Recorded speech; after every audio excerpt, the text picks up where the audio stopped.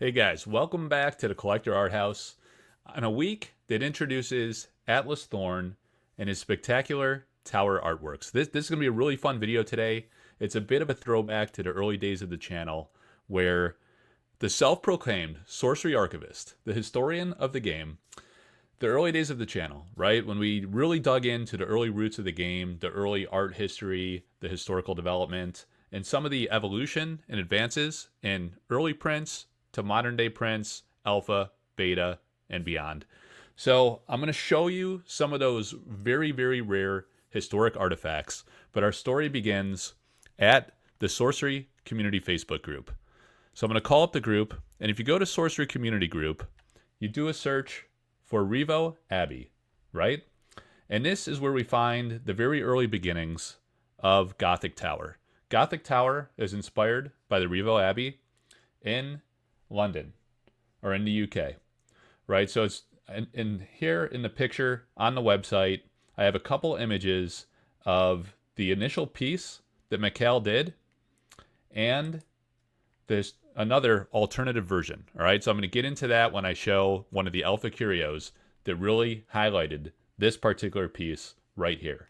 A portrait image, as you could tell, that was redone in a way that we became to know it as the landscape atlas site. If you go to collectorarthouse.com, you find this article under interviews and articles where I deep dove into some of the early alpha findings. And one of the spectacular pieces, one of my favorite alpha curios, is this 9-piece curio, so to speak. And there's a hilarious Instagram video on Collector Art House Instagram where you got to see where I first discovered this card when it was first discovered in the early alpha breaks. And I acquired this from a passionate fan. Not as passionate as this guy, because I got it, baby. That is my favorite, and it's a treasure that I own in my collection. But if you go down here, I reached out to all of the artists to really try to deep dive into the background and the history of what are these 9 cards. Why are the titles different? Why are the image layouts different? A lot of these are site landscape cards that started in portrait image, as you see here with the Gothic Tower. So if you come down, you find card by card the early beginnings, and we find a card called Tower. Tower by Mikhail Nagypal. In Mikhail's Tower, we once again find an Atlas site card in portrait format. The typeline text is largely indistinguishable. Since there are 9 cards on one regular card, a lot of the text on this card is actually very obscured and not even visible, as you can see in the image here. The resolution is just too fine on the piece.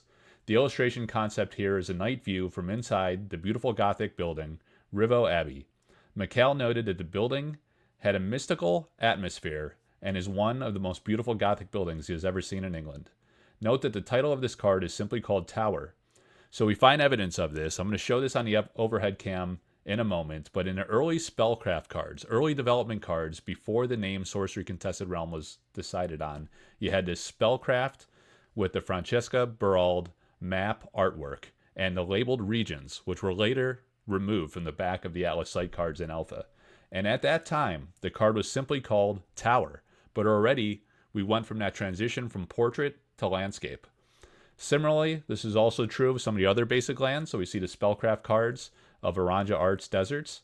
So now if you look at Mikhail's first painting, and we actually talked about this with Mikhail. He showed this when he came on my beta showcase event. If you go into the Collector Art House archives and find the beta showcase, you will find Mikhail speaking with me on camera about these pieces. So on the left here, the original portrait image, and on the right, the landscape piece. And you see the same thing for his other towers, the Dark Tower. All right, so now if we go to the overhead cam, this is where things get interesting. Okay, so I'm going to blow this up. Whoa, not that guy.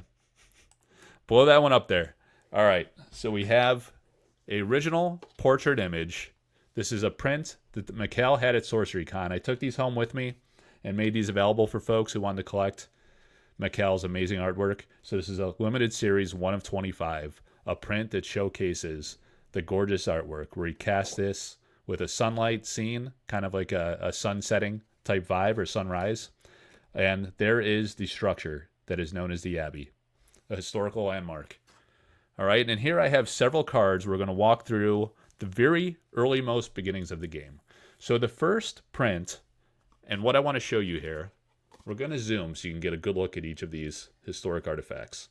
The first are initial test print cards, homemade by Eric Olofsson in New Zealand. He home printed these, very few copies that we know to exist. I talked to some early employees of the company, some of Eric's friends, and as we know it, there was only about, that we know of, maybe a handful of these decks printed.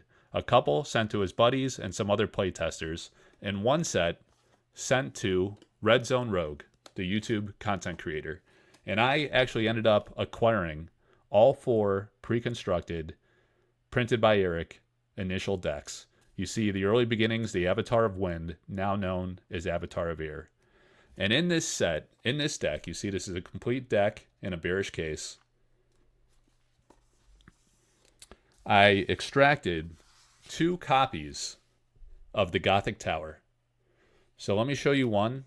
Again, the title had changed. Even in the early beginnings, the first initial home print, an advancement from the digital file and what we saw in the 9-piece card, it was called Gothic Tower, with a slight mechanic change from its final alpha version. But you had art, copyright symbol, Mikhail Nagipal, another changed from alpha when we went to the alpha symbol, and that is one of 2 in this pre-con set. Perhaps, maybe only a dozen of these in the world. Here are 2 of them. Our next advancement, Spellcraft. So Spellcraft, as we talked about, was a name decided before Sorcery Contested Realm was decided. So a couple differences. Spellcraft, not your regular sorcery art back, as shown. Here's the final image. And the regions on the Atlas site are removed in the alpha version and the beta version.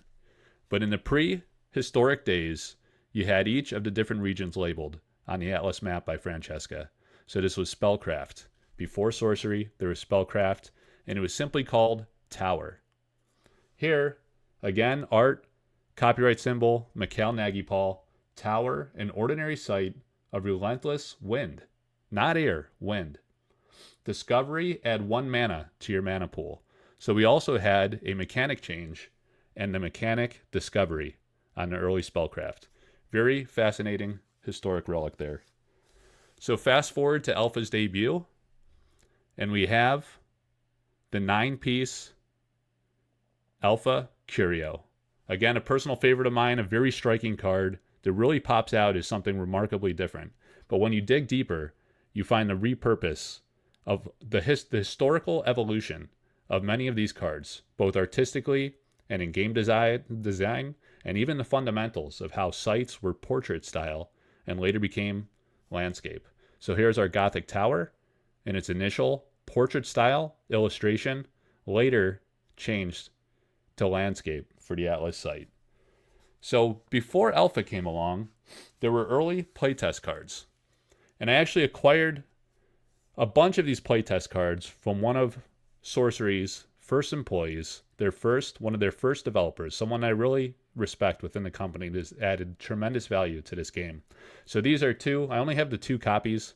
Really special. You could tell that they were kind of home printed, the aggressively rounded corners. But again, we had the regions in those early days. That's what we thought we were going to see in Alpha. So it was a big change and a big surprise when those were removed. 2 copies of those from the playtest era. And now this is fascinating, right? Square corners, blank back, but what's the difference?